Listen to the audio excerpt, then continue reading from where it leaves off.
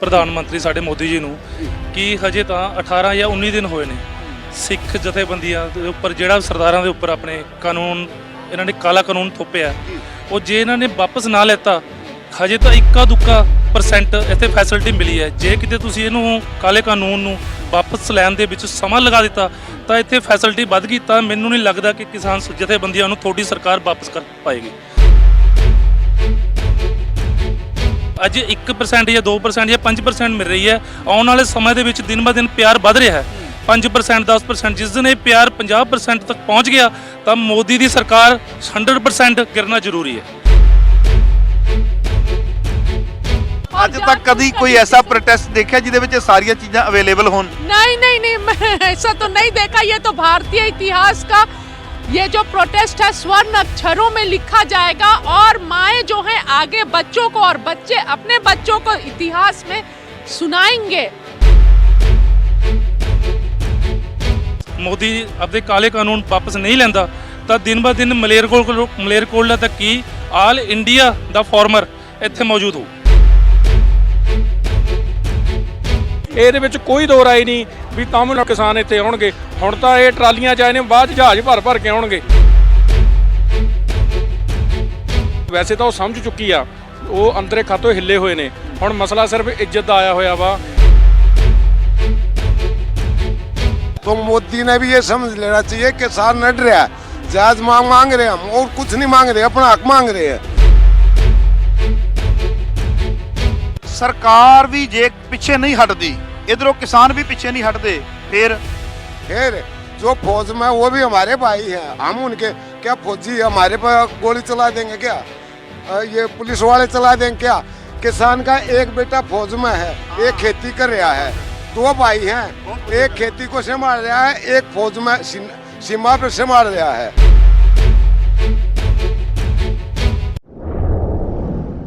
मेरे नाल ने जगतजीत सिंह जी पासी जी जेबा जी ਦੇ ਵਿਚਾਰਾਂ ਦੇ ਨਾਲ ਤੁਹਾਡੀ ਕਿੰਨੀ ਕੁ ਸਹਿਮਤੀ ਹੈ ਕਿ ਸੱਚਮੁੱਚ ਜਿਵੇਂ ਇਹਨਾਂ ਨੇ ਕਿਹਾ ਵੀ ਜਿਹੜਾ ਤਨ ਤੇ ਕੱਪੜਾ ਪਹਿਨਦਾ ਹੈ ਰੋਟੀ ਖਾਂਦਾ ਹੈ ਔਰ ਜਿਹਦੀ ਜ਼ਮੀਰ ਜਾਗਦੀ ਹੈ ਮਾਨਸਿਕ ਗੁਲਾਮੀ ਸਵੀਕਾਰ ਨਹੀਂ ਕਰਦਾ ਉਹ ਇਸ ਸੰਘਰਸ਼ ਦਾ ਹਿੱਸਾ ਬਣ ਸਕਦਾ ਬਾਕੀ ਜਿੱਥੇ ਮਰਜ਼ੀ ਰਵੇ? ਪਹਿਲੀ ਗੱਲ ਤਾਂ ਪੰਜਾਬ ਹੈ ਹੀ ਸਾਰਾ ਜਾਗਦੀ ਜ਼ਮੀਰ ਵਾਲਾ ਜੀ। ਇੱਥੇ ਜੋ ਵੀ ਹੈ ਜਿਵੇਂ ਸਾਡੀ ਭੈਣ ਆਈ ਆ ਉੱਥੋਂ ਤੇ ਜੋ ਸਾਡੇ ਗੁਰੂ ਮਹਾਰਾਜ ਨੇ ਸਾਨੂੰ ਸਿਖਾਇਆ ਉਹ ਅਸੀਂ ਆਹ ਵਾ ਜੋ ਅਸੀਂ ਦੇਖ ਰਹੇ ਹਾਂ ਉਰੇ। ਸੋ ਕਹਿਣ ਦਾ ਭਾਵ ਕੀ ਹੈ ਵੀ ਇਹ ਜੋ ਭਾਈਚਾਰਕ ਜੋ ਸਾਂਝ ਇੱਥੇ ਪੈਦਾ ਹੋਈ ਇਹਦੇ ਵਿੱਚ ਬੜੀ ਅੰਤਾਂ ਦੀ ਖੁਸ਼ੀ ਆ ਸਾਨੂੰ ਵੀ ਜਿਹੜਾ ਲੱਗਦਾ ਸੀ ਸਾਰੇ ਆਪਣੇ ਕੰਮਾਂ ਕਾਰਾਂ 'ਚ ਬਿਜ਼ੀ ਆ, ਕਿਸਾਨ ਖੇਤਾਂ 'ਚ ਬਿਜ਼ੀ ਆ, ਵਪਾਰੀ ਆਪਣੇ ਵਪਾਰ ਦੇ ਵਿੱਚ ਬਿਜ਼ੀ ਆ। ਇੱਥੇ ਜਿਹੜਾ ਭਾਈਚਾਰਕ ਜਿਹੜੀ ਸਾਂਝ ਹੋਈ ਆ ਬਾਕੀ ਇਹ ਗੱਲ ਇਹਨਾਂ ਦੀ ਸਹੀ ਹੈ ਵੀ ਰਾਤਾਂ ਨੂੰ ਨੀਂਦ ਤਾਂ ਉਹਨਾਂ ਦੀ ਉੱਡੀ ਹੋਊਗੀ ਜੀ। ਬਹੁਤ ਚੰਗਾ ਲੱਗਾ ਜੀ ਤੁਹਾਡੀਆਂ ਗੱਲਾਂ ਸੁਣ ਕੇ। ਤੇ ਮਲੇਰਕੋਟਲੇ ਤੋਂ ਵੀਰ ਆਏ ਹੋਏ ਨੇ, ਤੁਹਾਡੇ ਵਿੱਚੋਂ ਬੁਲਾਰਾ ਕਿਹੜਾ ਜੀ ਜਿਹੜਾ ਬੋਲਣਾ ਜਾਣਦੇ ਆ, ਵਧੀਆ ਬੋਲਦੇ ਆ? ਅੱਛਾ ਮੈਨੂੰ ਇੱਕ ਗੱਲ ਦੱਸੋ, ਚਲੋ ਆਪਾਂ ਇਸੇ ਗੱਲ ਤੇ ਆ ਜਾਈਏ। ਜਦੋਂ ਫੋਨ ਆਉਂਦਾ ਸੁਣਦੇ ਆ ਨਾ, ਕਾਲ ਕਰਨੀ ਹੁੰਦੀ ਗੱਲ ਕਰਦੇ ਆ ਆਪਾਂ ਕਰਦੇ ਆ ਨਾ, ਬਸ ਇੰਝ ਹੀ ਆਪਾਂ ਗੱਲਾਂ ਕਰੀ ਜਾਣੀਆਂ ਨੇ। ਸਮਝ ਲਓ ਵੀ ਤੁਹਾਨੂੰ ਕਾਲ ਆਈ ਹੈ ਤੇ ਤੁਸੀਂ ਅਟੈਂਡ ਕਰ ਰਹੇ ਹੋ। ਹਾਂਜੀ ਤੁਹਾਡਾ ਕੀ ਸ਼ੁਭ ਨਾਮ ਹੈ ਜੀ? मोहम्मद अरशद जी। ਹਾਂਜੀ मोहम्मद अरशद ਜੀ। ਮੁਹੰਮਦ ਜੀ ਇੱਕ ਹੋਰ ਤੁਹਾਡੇ ਕੋਲੋਂ ਜਾਣਕਾਰੀ ਲੈਣੀ ਸੀ, ਇੱਥੇ ਆ ਕੇ ਕੀ ਮਹਿਸੂਸ ਕਰਦੇ ਹੋ? ਮੈਂ ਜਦੋਂ ਬਾਹਰੋਂ ਅੰਦਰ ਐਂਟਰੀ ਕੀਤੀ ਹੈ ਖੱਬੇ ਖਾਤੇ ਇੱਕ ਲੰਗਰ ਸੀ ਸਾਡੇ ਮੁਸਲਿਮ ਭਾਈਚਾਰੇ ਵੱਲੋਂ, ਔਰ ਮੈਂ ਜਿੱਥੋਂ ਤੱਕ ਜਾਣਦਾ ਵਾਂ ਮੁਸਲਿਮ ਭਾਈਚਾਰਾ ਖੇਤੀ ਵੀ ਕਰਦਾ ਹੈ ਪਰ ਜ਼ਿਆਦਾਤਰ ਮਲੇਰਕੋਟਲੇ ਦੇ ਲਾਗੇ ਕਰਦਾ ਹੈ। ਬਹੁਤਾਤ ਕਾਦੀਆਂ ਵੀ ਗਏ, ਹੋਰ ਵੀ ਬੜੇ ਜਗ੍ਹਾ ਨੇ ਪਰ ਬਹੁਤ ਥੋੜੇ ਪੱਧਰ ਦੇ ਉੱਪਰ ਕਰਦਾ ਹੈ। ਫਿਰ ਵੀ ਕਿਸਾਨ ਸੰਘਰਸ਼ ਦੇ ਵਿੱਚ ਤੁਸੀਂ ਟੋਟਲੀ ਕੁੱਦੇ ਹੋਏ ਹੋ, ਇਹਦੇ ਬਾਰੇ ਕੀ ਕਹਿਣਾ ਚਾਹੁੰਦੇ ਹੋ? ਸਰ ਮੈਂ ਇੱਕ ਗੱਲ ਕਹਿਣਾ ਚਾਹੁੰਦਾ ਕਿ ਤੁਹਾਡੇ ਐਡ ਅਕਾਲ ਚੈਨਲ ਰਾਹੀਂ ਪ੍ਰਧਾਨ ਮੰਤਰੀ ਸਾਡੇ ਮੋਦੀ ਜੀ ਨੂੰ ਕਿ ਹਜੇ ਤਾਂ 18 ਜਾਂ 19 ਦਿਨ ਹੋਏ ਨੇ ਸਿੱਖ ਜਥੇਬੰਦੀਆਂ ਦੇ ਉੱਪਰ ਜਿਹੜਾ ਸਰਦਾਰਾਂ ਦੇ ਉੱਪਰ ਆਪਣੇ ਕਾਨੂੰਨ ਇਹਨਾਂ ਨੇ ਕਾਲਾ ਕਾਨੂੰਨ ਥੋਪਿਆ ਉਹ ਜੇ ਇਹਨਾਂ ਨੇ ਵਾਪਸ ਨਾ ਲੈਤਾ ਹਜੇ ਤਾਂ ਇੱਕਾ ਦੁੱਕਾ % ਇੱਥੇ ਫੈਸਿਲਿਟੀ ਮਿਲੀ ਹੈ। ਜੇ ਕਿਤੇ ਤੁਸੀਂ ਇਹਨੂੰ ਕਾਲੇ ਕਾਨੂੰਨ ਨੂੰ ਵਾਪਸ ਲੈਣ ਦੇ ਵਿੱਚ ਸਮਾਂ ਲਗਾ ਦਿੱਤਾ ਤਾਂ ਇੱਥੇ ਫੈਸਿਲਿਟੀ ਵੱਧ ਗਈ ਤਾਂ ਮੈਨੂੰ ਨਹੀਂ ਲੱਗਦਾ ਕਿ ਕਿਸਾਨ ਜਥੇਬੰਦੀਆਂ ਨੂੰ ਤੁਹਾਡੀ ਸਰਕਾਰ ਵਾਪਸ ਕਰ ਪਾਏਗੀ। ਇਸ ਕਿਸਾਨ ਜਥੇਬੰਦੀਆਂ ਦਾ ਜਲਦੀ ਤੋਂ ਜਲਦ ਕਾਲਾ ਜਿਹੜਾ ਕਾਨੂੰਨ ਇਹਨਾਂ ਉੱਪਰ ਤੁਸੀਂ ਲਗਾਇਆ ਉਹਨੂੰ ਵਾਪਸ ਕੀਤਾ ਜਾਵੇ ਔਰ ਜਿੰਨਾ ਤੁਸੀਂ ਸਮਾਂ ਇਹਨੂੰ ਲੇਟ ਕਰੋਗੇ ਜਿੰਨਾ ਸਮਾਂ ਲੇਟ ਕਰੋਗੇ ਇਸ ਨੂੰ ਅੱਗੇ ਵਧਾਉਣ ਲਈ ਤਾਂ ਤੁਹਾਨੂੰ ਹੀ ਦਿੱਕਤ ਆਊਗੀ ਕਿਸਾਨਾਂ ਦੀ ਫੈਸਿਲਿਟੀ ਨੂੰ ਇੱਥੋਂ ਵਾਪਸ ਪੰਜਾਬ ਜਾਣ ਲਈ ਕਿਉਂਕਿ ਕਿਸਾਨ ਵੀਰਾਂ ਨੂੰ ਇੱਥੇ ਫੈਸਿਲਿਟੀ ਅੱਜ 1% ਜਾਂ 2% ਜਾਂ 5% ਮਿਲ ਰਹੀ ਹੈ। ਆਉਣ ਵਾਲੇ ਸਮੇਂ ਦੇ ਵਿੱਚ ਦਿਨ ਬ ਦਿਨ ਪਿਆਰ ਵੱਧ ਰਿਹਾ ਹੈ 5% 10%। ਜਿਸ ਦਿਨ ਇਹ ਪਿਆਰ 50% ਤੱਕ ਪਹੁੰਚ ਗਿਆ ਤਾਂ ਮੋਦੀ ਦੀ ਸਰਕਾਰ 100% ਗਿਰਨਾ ਜ਼ਰੂਰੀ ਹੈ। ਜੀ ਬਿਲਕੁਲ ਜੀ, ਬੜੀ ਸੁੰਦਰ ਤੁਸੀਂ ਗੱਲ ਕੀਤੀ ਹੈ ਮੈਡਮ। ਇਹਨਾਂ ਨੇ ਗੱਲ ਕਹੀ ਹੈ ਕਿ ਜਿੰਨਾ ਸੰਘਰਸ਼ ਇਹ ਲੰਬਾ ਹੁੰਦਾ ਜਾਏਗਾ, ਜਿੰਨਾ ਪ੍ਰੋਟੈਸਟ ਲੰਬਾ ਹੁੰਦਾ ਜਾਏਗਾ, ਉਹਨਾਂ ਇਹਨਾਂ ਨੂੰ ਸਾਂਭਣਾ ਬਾਅਦ ਵਿੱਚ ਔਖਾ ਹੋ ਜਾਣਾ ਹੈ। ਇਸ ਕਰਕੇ ਮੋਦੀ ਹੁਣ ਕੀ ਕੋਈ ਡਿਸੀਜਨ ਲਵੇ ਤੇ ਕਿਸਾਨ ਲੋਕ ਆਪੋ ਆਪਣੇ ਘਰਾਂ ਦੇ ਵਿੱਚ ਆਪੋ ਆਪਣੇ ਪਰਿਵਾਰਾਂ ਤੱਕ ਜਾਣ। ਕੀ ਕਹਿਣਾ ਚਾਹੁੰਦੇ ਹੋ ਜੀ? बिल्कुल, जितने दिन तक ये लंबा प्रोटेस्ट खींचता जाएगा, लोगों का विश्वास और साथ भी समर्थन भी मिलता जाएगा। मैं भारत सरकार से ये अनुरोध करूंगी कि वो जल्दी से जल्दी ये काला कानून को वापस ले ले, ताकि किसान भाई जाए और फिर से खेती करे और देश की अर्थव्यवस्था को चला सके सही से।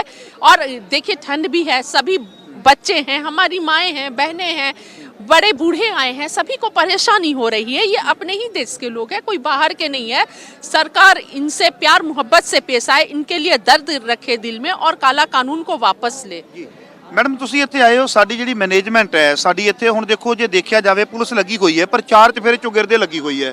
ਹੁਣ ਜੇ ਇੱਥੋਂ ਦੀ ਆਪਾਂ ਗੱਲ ਕਰੀਏ, ਖਾਸ ਕਰਕੇ ਇੱਥੇ ਕੋਈ ਪੁਲਿਸ ਪ੍ਰਸ਼ਾਸਨ ਨਹੀਂ ਹੈ, ਮੈਨੇਜ ਕੀਤਾ ਜਾ ਰਿਹਾ ਹੈ। ਇੱਥੋਂ ਦੀ ਸਾਡਾ ਖਾਸ ਕਰਕੇ ਸਿੱਖ ਭਰਾਵਾਂ ਦੀ ਜਾਂ ਪੰਜਾਬ ਤੋਂ ਆਏ ਹੋਏ ਸਾਡੇ ਮੁਸਲਿਮ ਸਿੱਖ ਸਾਰੇ ਵੀਰਾਂ ਦੇ ਲਈ ਸਾਡਾ ਮੈਨੇਜਮੈਂਟ ਕੈਸੀ ਹੈ? ਕਿਵੇਂ ਲੱਗਾ ਵੀ ਕਿਸ ਤਰੀਕੇ ਨਾਲ ਅਸੀਂ ਮੈਨੇਜ ਕੀਤਾ ਹੋਇਆ? बहुत ज़बरदस्त मैनेजमेंट है। मैं तो इनफैक्ट बताऊंगी, मेरे पास कोई शब्द नहीं है कि इस मैनेजमेंट के लिए, यहाँ की जो भी व्यवस्था चल रही है उसके लिए कुछ बोलूं। मेरे पास शब्द नहीं है भैया, ऐसा तो मैनेजमेंट देखा नहीं, इतने अच्छे से डिसिप्लिन्ड वे में।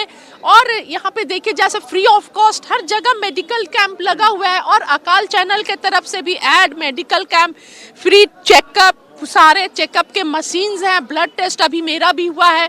यहाँ पर मैं रोटियां बनाने वाली मशीनें जो पहले नहीं देखी थी, यहाँ पे देख रही हूँ। आलू छीलने वाली मशीन भी है, वो भी देख रही हूँ। वहाँ पर आगे जिम है, वो भी बहुत कुछ तो यहाँ पर जो पहले नहीं देखा था, ये प्रोटेस्ट में आके देख रही हूँ।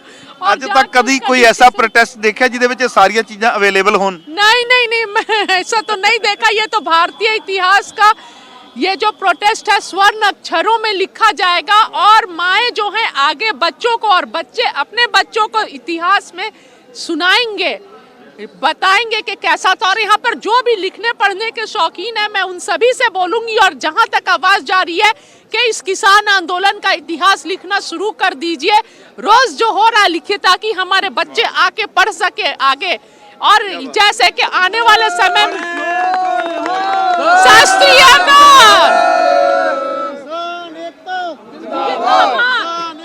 जिंदाबाद। ਇੱਕ ਇੱਥੇ ਮੈਂ ਹੋਰ ਗੱਲ ਕਰਾਂ ਆਪਣੇ ਜਗਜੀਤ ਸਿੰਘ ਜੀ, ਜਿਵੇਂ ਮੈਡਮ ਨੇ ਕਿਹਾ ਵੀ ਇਹ ਚੀਜ਼ ਲਿਖਤਬੱਧ ਹੋਣੀ ਚਾਹੀਦੀ ਹੈ, ਤਾਂ ਕਿ ਅਸੀਂ ਆਪਣੇ ਬੱਚਿਆਂ ਨੂੰ, ਸਾਡੇ ਬੱਚੇ ਅਗਾਂਹ ਆਪਣੇ ਬੱਚਿਆਂ ਨੂੰ, ਕਿਉਂਕਿ 47 ਤੋਂ ਬਾਅਦ ਜੇ ਆਪਾਂ ਦੇਖਿਆ ਜਾਵੇ ਤਾਂ ਸ਼ਾਇਦ ਇੱਕ ਪਹਿਲਾ ਪ੍ਰੋਟੈਸਟ ਐਸਾ ਹੈ ਵੀ ਕਿਸਾਨ ਆਪਣੇ ਜਿਹੜੇ ਸਾਰੇ ਸੰਦ ਨੇ ਉਹ ਲੈ ਕੇ, ਖਾਸ ਕਰਕੇ ਖੇਤੀ ਨਾਲ ਜੁੜੇ ਹੋਏ, ਜਿਵੇਂ ਟਰੈਕਟਰ ਟਰਾਲੀਆਂ ਦੇ ਉੱਪਰ ਦਿੱਲੀ ਰਾਜਧਾਨੀ ਜਿਹੜੀ ਹੈ ਇਹਦੇ ਉੱਪਰ ਪਹੁੰਚ ਕਰ ਜਾਂਦੇ ਆ। ਔਰ ਇੰਨਾ ਪੀਸਫੁਲੀ ਪ੍ਰੋਟੈਸਟ ਹੁੰਦਾ ਵੀ ਕਰੋੜਾਂ ਦੀ ਤਾਦਾਦ ਵਿੱਚ ਆਉਣ ਤੋਂ ਬਾਅਦ ਵੀ ਕੋਈ ਕਿਸੇ ਨੂੰ ਟੀਮ ਤੱਕ ਨਹੀਂ ਮਾਰਦਾ। ਇਹ ਤੁਹਾਨੂੰ ਲੱਗਦਾ ਵੀ ਵਾਕਿਆ ਲਿਖਤਬੱਧ ਹੋਣਾ ਚਾਹੀਦਾ? ਬਿਲਕੁਲ ਜੀ, ਇਹ ਐਡਾ ਵੱਡਾ ਜੋ ਵਰਲਡ ਰਿਕਾਰਡ ਬਣਿਆ ਇੱਥੇ, ਇੰਨੇ ਕਿਸਾਨ ਅੰਦੋਲਨ ਦੇ ਵਿੱਚ ਇੰਨੇ ਕਿਸਾਨ ਲੱਖਾਂ ਦੀ ਤਾਦਾਦ ਦੇ ਵਿੱਚ ਆਏ ਨੇ, ਵੀ ਇਹ ਸੁਨਹਿਰੀ ਅੱਖਰਾਂ ਦੇ ਵਿੱਚ ਲਿਖਿਆ ਜਾਊ। ਸਾਡੀ ਆਉਣ ਵਾਲੀ ਪੀੜ੍ਹੀ ਪੜੂਗੀ ਵੀ ਕਿੱਦਾਂ ਸੰਘਰਸ਼ ਲੜੇ ਜਾਂਦੇ ਨੇ। ਜਿਵੇਂ ਹੁਣ ਮੈਂ ਆਪਣੀ ਲਾਈਫ ਦੇ ਵਿੱਚ ਇਹ ਸੰਘਰਸ਼ ਦੇਖਿਆ, ਮੈਂ ਕਿਤਾਬਾਂ 'ਚ ਪੜ੍ਹਿਆ, ਜਾਂ ਆਪਣੇ ਪਿਤਾ ਜੀ ਕੋਲੋਂ, ਜਾਂ ਆਪਣੇ ਪੜਦਾਦਾ ਜੀ ਕੋਲੋਂ, ਜਾਂ ਦਾਦਾ ਜੀ ਕੋਲੋਂ ਅਸੀਂ ਸੁਣਿਆ, ਬਜ਼ੁਰਗਾਂ ਤੋਂ ਸੁਣਿਆ ਵੀ ਸੰਘਰਸ਼ ਕਿੱਦਾਂ ਲੜੇ ਗਏ ਨੇ, ਮੋਰਚੇ ਕਿੱਦਾਂ ਲੱਗਦੇ ਸੀਗੇ, ਪਗੜੀ ਸੰਭਾਲ ਦਾ ਜੱਟਾਂ ਦਾ ਕਿਵੇਂ ਲੱਗਿਆ ਸੀ ਮੋਰਚਾ, ਤੇ ਉਹ ਮੋਰਚਾ ਹੁਣ ਦੇਖਿਆ ਵੀ ਇਦਾਂ ਲੱਗਦਾ ਵਾ। ਇਦਾਂ ਲੱਗ ਕੇ ਤਾਂ ਅਸੀਂ ਵੀ ਬਾਗੋ ਬਾਗ ਆ ਵੀ ਹਾਂ, ਸਾਰੇ ਕਿਸਾਨ ਭਰਾ ਇਕੱਠੇ ਨੇ, ਸਾਰੀ ਕੌਮ ਇਕੱਠੀ ਹੋਈ ਪਈ ਆ। ਤੇ ਸਾਡੇ ਆਉਣ ਵਾਲੇ ਸਮੇਂ ਦੇ ਵਿੱਚ ਜਿਹੜੇ ਬੱਚੇ ਆ ਉਹ ਵੀ ਦੇਖਣਗੇ ਵੀ ਜੇ ਕੱਲ੍ਹ ਨੂੰ ਉਹਨਾਂ ਦੇ ਇਦਾਂ ਦੀ ਕੋਈ ਆਫਤ ਆਉਂਦੀ ਤਾਂ ਸੰਘਰਸ਼ ਕਿੱਦਾਂ ਲੜਨਾ। ਤੇ ਕਲਮਬੰਦ ਹੋਣਾ ਬਹੁਤ ਜ਼ਰੂਰੀ ਆ, ਤੇ ਕਲਮਬੰਦ ਵੀ ਇਸ ਤਰੀਕੇ ਨਾਲ ਹੋਣਾ ਚਾਹੀਦਾ ਜਦੋਂ ਪੜ੍ਹਨ ਲੱਗੇ ਤੇ ਬੰਦੇ ਅੰਦਰ ਜੋਸ਼ੋ ਜਲਾਲ ਨਾ ਭਰ ਜਾਵੇ। ਬਿਲਕੁਲ ਜੀ, ਬੜੀ ਸੁੰਦਰ ਮੈਡਮ ਨੇ ਗੱਲ ਕਹੀ ਹੈ, ਤੇ ਉਸ ਤੋਂ ਬਾਅਦ ਸਾਡੇ ਵੀਰਾਂ ਨੇ ਇੱਥੇ ਮੋਹਰ ਲਾਈ ਹੈ ਵੀ ਵਾਕਈ ਇਹ ਵੀ ਇੱਕ ਬਹੁਤ ਵੱਡਾ ਮੋਰਚਾ ਹੈ, ਬਹੁਤ ਵੱਡਾ ਪ੍ਰੋਟੈਸਟ ਹੈ ਭਾਰਤੀ ਇਤਿਹਾਸ ਦੇ ਅੰਦਰ। ਬਈ ਦੇਖੋ, ਇੱਕ ਮੈਂ ਛੋਟੀ ਜਿਹੀ ਬੇਨਤੀ ਕਰਦਾ, ਮੈਂ ਅੱਗੇ ਬੜੀ ਕਹਿ ਚੁੱਕਾ ਮੈਂ, ਕਿਸਾਨ ਉਹ ਹੈ ਜਿਹਦੇ ਖੇਤ ਵਿੱਚੋਂ ਚਿੜੀਆ ਵੀ ਚੁਗ ਜਾਂਦੀ ਹੈ। ਖਿਆਲ ਕਰਿਆ ਜੇ, ਕਿਸਾਨ ਦੇ ਖੇਤ ਵਿੱਚੋਂ ਚਿੜੀਆ ਵੀ ਚੁਗਦੀ ਹੈ। ਜੇ ਕਿਸਾਨ ਦੇ ਖੇਤ ਵਿੱਚੋਂ ਮਸ਼ੀਨ ਲੰਘ ਜਾਂਦੀ ਹੈ, ਤੇ ਉਸ ਤੋਂ ਬਾਅਦ ਵੀ ਦੇਖਿਆ ਜੇ ਕਿ ਜਿਹੜੇ ਸਿੱਟੇ ਵਿੱਚ ਹੇਠਾਂ ਗਿਰ ਜਾਂਦੇ ਨੇ, ਤੇ ਉਹਨੂੰ ਕੋਈ ਗਰੀਬ ਆ ਕੇ ਚੁਣ ਕੇ ਆਪਣਾ ਚੁੱਲ੍ਹਾ ਬਾਲ ਲੈਂਦਾ ਹੈ। ਜੇ ਇਸ ਤੋਂ ਵੀ ਥੋੜੀ ਜਿਹੀ ਅੱਗੇ ਚੱਲੀਏ, ਜਦੋਂ ਮੰਡੀ ਦੇ ਵਿੱਚ ਲੈ ਕੇ ਜਾਂਦਾ ਹੈ, ਤੇ ਉੱਥੇ ਵੀ ਕੋਈ ਨਾ ਕੋਈ ਪੀਪਾ ਉਹਦੇ ਕੋਲ ਦਾਣਿਆਂ ਦਾ ਲੈ ਲੈਂਦਾ ਹੈ। ਇੰਜ ਮੈਂ ਕਹਾਂ ਕਿ ਕਿਸਾਨ ਲੰਮਾ ਸਮਾਂ ਬਣਦਾ ਰਹਿੰਦਾ ਹੈ। ਔਰ ਹਕੀਕਤ ਇਹ ਹੈ ਜੋ ਦੁਨੀਆ ਤੇ ਸਭ ਤੋਂ ਵੱਡੀ ਗੱਲ ਹੈ। ਮੈਡਮ, ਇੱਕ ਹੋਰ ਮੈਂ ਤੁਹਾਡੇ ਨਾਲ ਸ਼ੇਅਰ ਕਰਦਾ ਵਾਂ, ਦੁਨੀਆ ਦੀ ਕੋਈ ਵੀ ਕੰਪਨੀ ਜਦੋਂ ਆਪਣਾ ਪ੍ਰੋਡਕਟ ਤਿਆਰ ਕਰਦੀ ਹੈ ਤੇ ਉਹਦੇ ਲੈਬ ਟੈਸਟ ਹੁੰਦੇ ਨੇ, ਉਹਦੇ ਖਰਚੇ ਹੁੰਦੇ ਨੇ, ਕੰਪਨੀ ਦੱਸਦੀ ਹੈ ਵੀ ਇਹਦਾ ਮੁੱਲ ਕੀ ਹੋਵੇਗਾ। ਇੱਕ ਪੂਰੇ ਭਾਰਤ ਦੇ ਅੰਦਰ ਕਿਸਾਨ ਐਸਾ ਹੈ, ਫਸਲ ਆਪ ਤਿਆਰ ਕਰਦਾ ਹੈ ਤੇ ਉਹਦਾ ਜਿਹੜਾ ਰੇਟ ਹੈ, ਉਹਦਾ ਜਿਹੜਾ ਪ੍ਰਾਈਸ ਹੈ, ਉਹ ਸਰਕਾਰ ਤੈਅ ਕਰਦੀ ਹੈ। ਤੇ ਜੇ ਕ੍ਰਿਸ਼ੀ ਮੰਤਰੀ ਵੀ ਵੇਖਿਆ ਜਾਵੇ ਤਾਂ ਉਹ ਕ੍ਰਿਸ਼ੀ ਨਹੀਂ ਕਰਦਾ। ਜੇ ਸਿਹਤ ਮੰਤਰੀ ਵੇਖਿਆ ਜਾਵੇ ਤਾਂ ਉਹਦੀ ਸਿਹਤ ਕਿਸ ਕਿਸਮ ਦੀ ਹੁੰਦੀ, ਗੋਗੜ ਬਾਹਰ ਆਈ ਹੁੰਦੀ ਹੈ, ਹੁੰਦਾ ਸਿਹਤ ਮੰਤਰੀ ਹੈ। ਫਿਜ਼ੀਕਲ ਫਿਟਨੈਸ ਬਿਲਕੁਲ ਨਹੀਂ ਹੁੰਦੀ। ਇਹਦੇ ਬਾਰੇ ਕੀ ਕਹਿਣਾ ਚਾਹੁੰਦੇ ਹੋ ਵੀ ਕਿਸਾਨ ਦਾ ਜਿਹੜਾ ਰੇਟ ਹੈ? ਮੈਂ ਥੋੜਾ ਜਿਹਾ ਇੱਥੇ ਤੁਹਾਨੂੰ ਹਵਾਲਾ ਦੇ ਦਿਆਂ ਸਵਾਮੀਨਾਥਨ ਰਿਪੋਰਟ ਦਾ। ਕਿਸਾਨ ਨੂੰ ਪੁੱਛੋ ਤੈਨੂੰ ਕੀ ਚਾਹੀਦਾ ਹੈ, ਉਹ ਕਹਿੰਦਾ ਮੈਨੂੰ ਸਵਾਮੀਨਾਥਨ ਰਿਪੋਰਟ ਚਾਹੀਦੀ ਹੈ। ਇੱਕ ਮਿੰਟ ਜੀ ਪਲੀਜ਼। ਉਹ ਕਹਿੰਦਾ ਮੈਨੂੰ ਸਵਾਮੀਨਾਥਨ ਰਿਪੋਰਟ ਚਾਹੀਦੀ ਹੈ। ਸਵਾਮੀਨਾਥਨ ਰਿਪੋਰਟ ਕਿਉਂ ਚਾਹੀਦੀ ਹੈ? ਉਹ ਕਹਿੰਦਾ ਕਿਉਂਕਿ ਜਿਹੜਾ ਮੈਂ ਆਪਣੀ ਧਰਤੀ ਦੇ ਵਿੱਚ ਕੁਝ ਬੀਜਿਆ ਨਾ, ਇਹਦਾ 2.5 ਗੁਣਾ ਜੇ 1 ਲੱਖ ਰੁਪਇਆ ਮੈਂ ਆਪਣੇ ਖੇਤ ਵਿੱਚ ਲਾਇਆ ਹੈ ਤੇ ਸਵਾਮੀਨਾਥਨ ਰਿਪੋਰਟ ਕਹਿੰਦੀ ਕਿ ਉਹਦਾ 2.5 ਲੱਖ ਰੁਪਇਆ ਮੈਨੂੰ ਮਿਲਣਾ ਚਾਹੀਦਾ ਹੈ। ਉਹ ਸਾਰੀਆਂ ਚੀਜ਼ਾਂ ਕਰਕੇ ਕਿਸਾਨ ਸਵਾਮੀਨਾਥਨ ਰਿਪੋਰਟ ਦੀ ਮੰਗ ਕਰਦਾ ਹੈ। ਤੇ ਮੈਂ ਭੈਣ ਜੀ ਨੂੰ ਇਹ ਸਵਾਲ ਜ਼ਰੂਰ ਕਰਾਂਗਾ ਵੀ ਸਾਨੂੰ ਇੱਕ ਜਾਣਕਾਰੀ ਦਿਓ ਵੀ ਜਿਹੜਾ ਕਿਸਾਨ ਹੈ ਇਹ ਫਸਲ ਆਪ ਬੀਜਦਾ ਹੈ, ਮੁੱਲ ਸਰਕਾਰਾਂ ਤੈਅ ਕਰਦੀਆਂ ਨੇ, ਤੁਹਾਨੂੰ ਲੱਗਦਾ ਨਹੀਂ ਕਿ ਜਦੋਂ ਸਰਕਾਰ ਉੱਥੇ ਬੈਠੀ ਮੁੱਲ ਤੈਅ ਕਰੇਗੀ ਤੇ ਕਿਤੇ ਨਾ ਕਿਤੇ ਕਿਸਾਨ ਨਾਲ ਧੋਖਾ ਹੋ ਜਾਵੇਗਾ? जी बिल्कुल ये गलत है कि जब किसान मेहनत करता है खेत में, अनाज को उगाता है दिन रात मेहनत के बाद, और सरकार मूल्य तय करती है, और उसमें भी फिर बिचौलिए जो भी होते हैं, और हर जगह किसानों को नुकसान ही उठाना पड़ता है। हाँ, और जो कॉन्ट्रैक्ट फार्मिंग है वो भी अभी जो आई है तो उसमें भी बहुत सारी कमियां हैं। तो इस तरह देख रहे हैं कि तीनों जो बिल आए हैं कहीं ना कहीं सभी में पहले और तीसरे बिल में तो बहुत ही ज़्यादा कमियां हैं। जैसे एक फर्स्ट वाले बिल में है कि किसान जो हैं, किसान भी प्रोडक्ट्स को जो भी उसके ये हैं भंडारण कर सकते हैं। तो किसान कैसे भंडारण कर सकते हैं? सरकार तो यहाँ पर किसानों की मजाक उड़ा रही है। किसानों के पास इतने बड़े जगह होते हैं क्या वो जो भंडारण कर सके?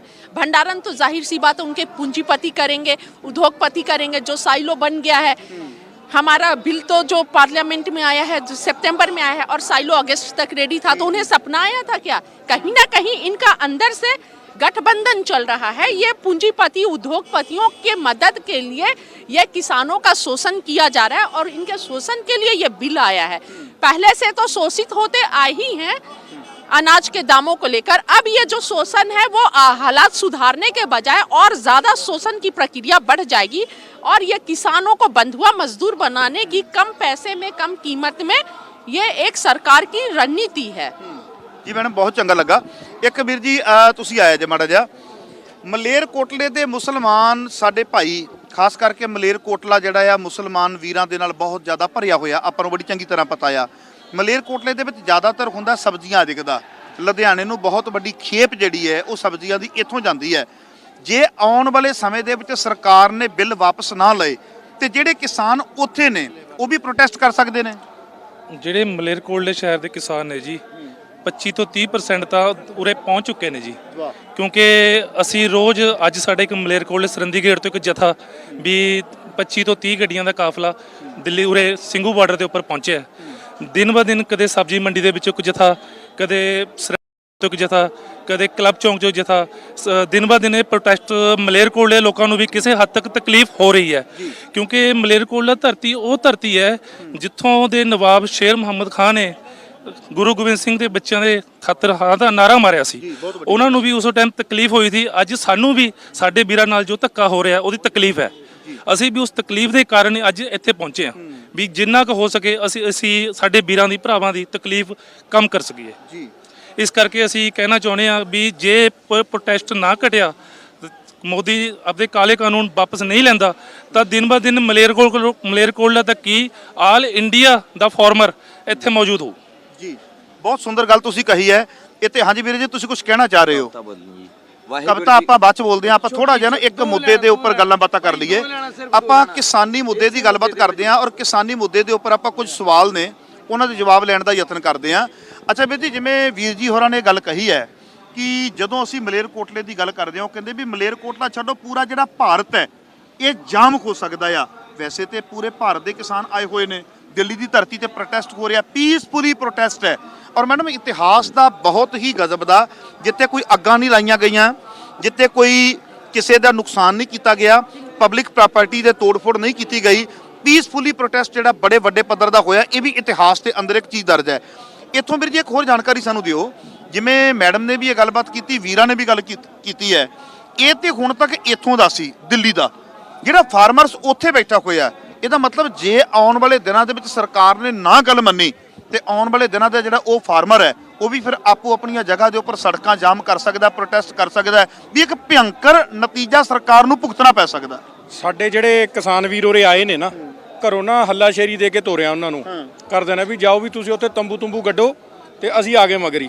ਸੋ ਕਹਿਣ ਦਾ ਮਤਲਬ ਕੀ ਹੈ ਵੀ ਜੇ ਇਹ ਪ੍ਰੋਟੈਸਟ ਜਿਹੜਾ ਇਹ ਜੇ ਲੰਬਾ ਸੰਘਰਸ਼ ਚੱਲਦਾ, ਜੇ ਆਪਣੀ ਸਰਕਾਰ ਆਰਡੀਨੈਂਸ ਵਾਪਸ ਨਹੀਂ ਲੈਂਦੀ ਤਾਂ ਜਿਹੜੇ ਹੋਰ ਪਿੱਛੇ ਸਾਡੇ ਕਿਸਾਨ ਵੀਰ ਨੇ ਜਾਂ ਆਲ ਓਵਰ ਇੰਡੀਆ ਦੇ ਵਿੱਚ ਜਿਨ੍ਹਾਂ ਨੂੰ ਇਹ ਪੰਜਾਬ ਤੇ ਹਰਿਆਣੇ ਨੇ ਜਾਗ ਲਾਤਾ, ਜਿਹਦੇ ਵਿੱਚ ਤੁਸੀਂ ਦੇਖ ਰਹੇ ਹੋ ਆਪਣੇ ਜਿਹੜੇ ਨਾਲ ਗਵਾਂਢੀ ਜਿਹੜੇ ਸੂਬੇ ਨੇ ਉਹਨਾਂ ਤੋਂ ਕਿੰਨੇ ਕਿਸਾਨ ਆ ਰਹੇ ਨੇ, ਸਾਡੇ ਭੈਣ ਜੀ ਝਾਰਖੰਡ ਤੋਂ ਆਏ ਨੇ।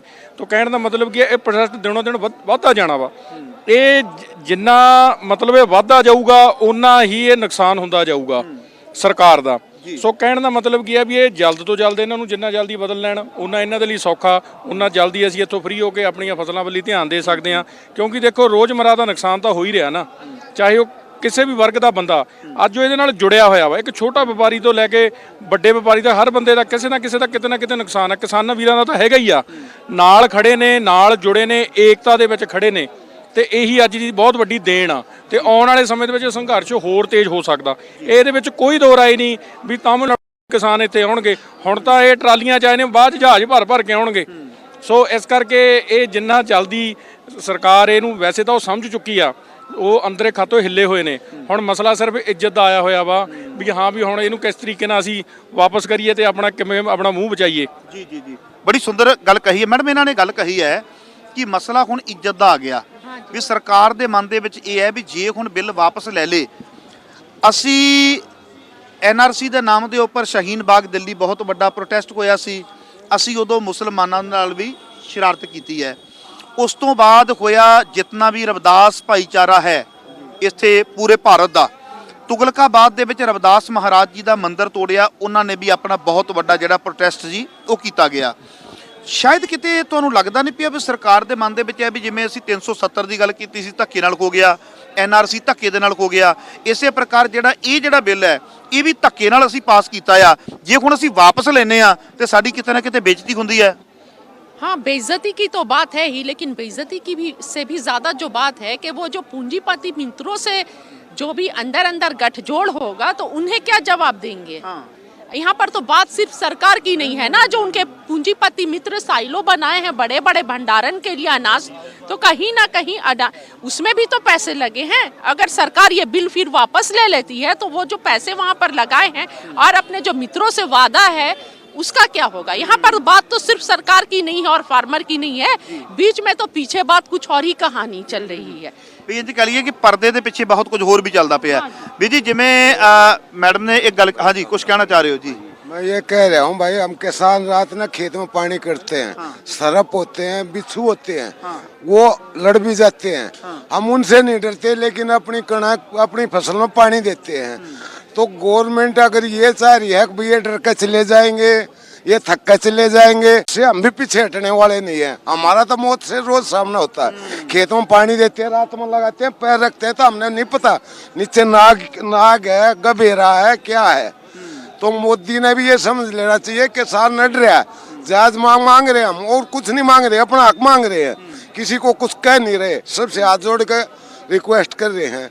तो हम अपने खेतों में बिच्छुओं से सांपों से नहीं डरते, और तो ये भी हमारे को गवर्नमेंट नहीं डरा सकती। ਕਹਿਣ ਤੋਂ ਵੀਰ ਜੀ ਦੇ ਇਹ ਭਾਵ ਹੈ, ਉਹ ਕਹਿ ਰਹੇ ਨੇ ਬਾਰ-ਬਾਰ, ਕਹਿੰਦੇ ਵੀ ਸਾਡਾ ਤੇ ਮੌਤ ਨਾਲ ਰੋਜ਼ ਵਾਹ ਪੈਂਦਾ। ਕਹਿੰਦੇ ਵੀ ਜਦੋਂ ਖੇਤਾਂ ਦੇ ਵਿੱਚ ਪਾਣੀ ਲਾਉਣ ਦੇ ਲਈ ਜਾਂਦੇ ਆ ਨਾ, ਤੇ ਕਹਿੰਦੇ ਵੀ ਜਦੋਂ ਅਸੀਂ ਕਦਮ ਰੱਖਦੇ ਆ ਤਾਂ ਸਾਨੂੰ ਨਹੀਂ ਪਤਾ ਵੀ ਹੇਠਾਂ ਸੱਪ ਹੈ ਕਿ ਹੇਠਾਂ ਬਿੱਛੂ ਆ ਕਿ ਹੇਠਾਂ ਕੀ ਹੈ। ਕਹਿੰਦੇ ਵੀ ਇਸ ਕਰਕੇ ਮੋਦੀ ਨੂੰ ਪਤਾ ਹੋਣਾ ਚਾਹੀਦਾ ਵੀ ਕਿਸਾਨ ਦਾ ਰੋਜ਼ ਮੌਤ ਨਾਲ ਵਾਹ ਪੈਂਦਾ, ਕੋਈ ਨਵਾਂ ਵਾਹ ਨਹੀਂ ਪੈਣਾ। ਇਹਦਾ ਮਤਲਬ ਇਹ ਹੈ ਵੀ ਹੁਣ ਆਪਾਂ ਜਿਹੜਾ ਪ੍ਰੋਟੈਸਟ ਕਰ ਰਹੇ ਆ ये लंबा भी चल सकता है, आप पीछे नहीं हटांगे? नहीं हटेंगे जी। यहीं पे आसपास के गांव हैं, हमने साल 2 साल 3 साल 4 साल हम ये कानून नहीं वापसी हो लेंगे, इतना हम पीछे नहीं हटेंगे। सरकार भी जे पीछे नहीं हटती, इधरों किसान भी पीछे नहीं हटते, फिर जो फौज में वो भी हमारे भाई हैं, हम उनके क्या फौजी हमारे पर गोली चला देंगे क्या? ये पुलिस वाले चला देंगे क्या? किसान का एक बेटा फौज में है, एक खेती कर रहा है, 2 भाई हैं, एक खेती को संभाल रहा है, एक फौज में सीमा पर संभाल रहा है। तो ये तो मतलब किसान से नहीं पंगा ले सकते जी। हम अपने भाइयों को कह देंगे आओ भाई घर पर हम तक कम खा लेंगे, हम दुनिया को खिला रहे हैं, हम एक टाइम खा लेंगे, हम तो उस कौम के हैं। तो इन्होंने समझ जाना चाहिए। अगर ये कहेंगे हम बल प्रयोग कर लेंगे, बल प्रयोग नहीं होगा। किसानों की बाजू में भी वो दम है, पुलिस वालों की बाजू में भी वो दम है। ਬਿਲਕੁਲ ਜੀ, ਬਹੁਤ ਸੁੰਦਰ ਇਹਨਾਂ ਨੇ ਗੱਲ ਕਹੀ ਹੈ ਵੀ ਕਿਸਾਨ ਦਾ ਇੱਕ ਬੇਟਾ ਜੇ ਖੇਤਾਂ ਦੇ ਵਿੱਚ ਪਾਣੀ ਲਾ ਰਿਹਾ ਹੈ, ਖੇਤੀ ਕਰ ਰਿਹਾ ਹੈ, ਤੇ ਕਹਿੰਦੇ ਦੂਜਾ ਬੇਟਾ ਫੌਜ ਦੇ ਵਿੱਚ ਵੀ ਹੈ। ਇਸ ਕਰਕੇ ਫੌਜੀ ਇੱਕ ਭਰਾ ਆਪਣੇ ਦੂਜੇ ਭਰਾ ਤੇ ਗੋਲੀ ਨਹੀਂ ਚਲਾਏਗਾ। ਮੈਡਮ ਇੱਥੇ ਇੱਕ ਤੁਹਾਡੇ ਨਾਲ, ਕਿਉਂਕਿ ਤੁਸੀਂ ਕਾਫੀ ਪੜ੍ਹੇ ਲਿਖੇ, ਆਪਣੀ ਥੋੜੀ ਜਿਹੀ ਐਜੂਕੇਸ਼ਨ ਬਾਰੇ ਵੀ ਦੱਸ ਦਿਓ। मैं स्कूल चलाती हूँ झारखंड जमशेदपुर में किड्जी, और मैं बायो साइंस से आईएससी की थी जी। फिर इंग्लिश ऑनर्स है मेरा और इंग्लिश में एमए है, बीएड की हूँ, फिर मैं हिस्ट्री में डबल एमए की हूँ, और उसके बाद से ह्यूमन राइट्स गांधीयन स्टडीज़ में मेरा एमफिल है, और अब पीएचडी करना है मुझे। क्या बात है, बहुत सुंदर। ਮੈਡਮ ਤੁਸੀਂ ਕਾਫੀ ਇੰਟੈਲੀਜੈਂਟ ਹੋ। ਮੈਂ ਇੱਥੇ ਤਾਂ ਇਹ ਗੱਲ ਲੱਗਿਆ ਮੈਂ ਕਹਿਣ, ਜਿਵੇਂ ਵੀਰ ਜੀ ਨੇ ਗੱਲ ਬੜੀ ਪਿਆਰੀ ਕਹੀ ਹੈ ਵੀ ਇੱਕ ਕਿਸਾਨ ਦਾ ਬੇਟਾ ਜਿਹੜਾ ਆ ਉਹ ਖੇਤਾਂ ਵਿੱਚ ਕੰਮ ਕਰਦਾ ਤੇ ਇੱਕ ਕਿਸਾਨ ਦਾ ਬੇਟਾ ਸਰਹੱਦੀ ਰਾਖੀ ਕਰਦਾ। ਇਸ ਕਰਕੇ ਦੋਵੇਂ ਦੇਸ਼ ਦੇ ਵਿੱਚ ਆਪੋ ਆਪਣੀਆਂ ਸੇਵਾਵਾਂ ਪ੍ਰਦਾਨ ਕਰਦੇ ਨੇ। ਪਰ ਜਿਵੇਂ ਇਹਨਾਂ ਨੇ ਕਿਹਾ ਵੀ ਸਾਡੇ ਤੇ ਬਲ ਪ੍ਰਯੋਗ ਨਹੀਂ ਹੋ ਸਕਦਾ, ਪਰ ਅਸੀਂ 84 ਦੇ ਵਿੱਚ ਸਿੱਖ ਕਮਿਊਨਿਟੀ ਨੇ ਚੀਜ਼ ਦੇਖੀ ਹੈ, ਸਾਡੇ ਉੱਪਰ ਬਲ ਪ੍ਰਯੋਗ ਹੋਇਆ। 84 ਦੇ ਵਿੱਚ ਸਰਕਾਰ ਨੇ ਸਾਡੇ ਪਵਿੱਤਰ ਅਸਥਾਨ ਦਰਬਾਰ ਸਾਹਿਬ ਦੇ ਉੱਪਰ, ਅੰਮ੍ਰਿਤਸਰ ਦੇ ਉੱਪਰ ਅਟੈਕ ਕੀਤਾ। ਪਰ ਹੁਣ ਅਸੀਂ ਪਹਿਲਾਂ ਕੀ ਸਾਰੀ ਦੀ ਸਾਰੀ ਜਿਹੜੀ ਸਥਿਤੀ ਹੈ ਪੂਰੇ ਵਰਲਡ ਦੇ ਵਿੱਚ ਆਪਣੀ ਦੱਸ ਦਿੱਤੀ, ਔਰ ਪੂਰੇ ਵਰਲਡ ਦੇ ਵਿੱਚੋਂ ਸਾਡੇ ਹੱਕ ਦੇ ਵਿੱਚ ਪ੍ਰੋਟੈਸਟ ਹੋਏ ਨੇ। ਖਾਸ ਕਰਕੇ ਕਿਸਾਨਾਂ ਦੇ ਹੱਕ ਦੇ ਵਿੱਚ ਪੂਰੇ ਵਰਲਡ ਦੇ ਵਿੱਚੋਂ ਪ੍ਰੋਟੈਸਟ ਹੋ ਰਹੇ ਨੇ। ਕੈਨੇਡਾ ਦੇ ਜਿਹੜੇ ਪ੍ਰਧਾਨ ਮੰਤਰੀ ਨੇ ਉਹਨਾਂ ਨੇ ਆਪਣੇ ਬਿਆਨ ਦਿੱਤੇ ਨੇ। ਸੋ ਇਸ ਕਰਕੇ ਤੁਹਾਨੂੰ ਲੱਗਦਾ ਵੀ ਐਸਾ ਕੁਝ ਨਹੀਂ ਹੋਏਗਾ, ਔਰ ਪੂਰੇ ਵਰਲਡ ਦੇ ਵਿੱਚੋਂ ਸਾਡਾ ਸਾਥ ਮਿਲੇਗਾ, ਸਾਡੀ ਆਵਾਜ਼ ਯੂਐਨਓ ਤੱਕ ਵੀ ਜਾਏਗੀ। क्योंकि पहले जो पिछले सरकारों ने गलतियां की है, मुझे नहीं लगता है कि ये सरकार ऐसी गलतियां करेंगी।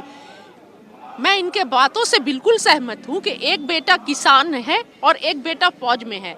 अगर यहाँ पर किसानों पर वो फौजी कैसे गोली चला सकता है? बिल्कुल सही बात है। और ये फौजी भी किसानों के द्वारा ही जो अनाज आते हैं उसे खाते हैं, और खाकर वहाँ पर बॉर्डर पर खड़े हैं, तो बिल्कुल नहीं चलाएंगे ये। और भारत सरकार भी मुझे नहीं लगता है कि ऐसी कोई भी गलती करेगी।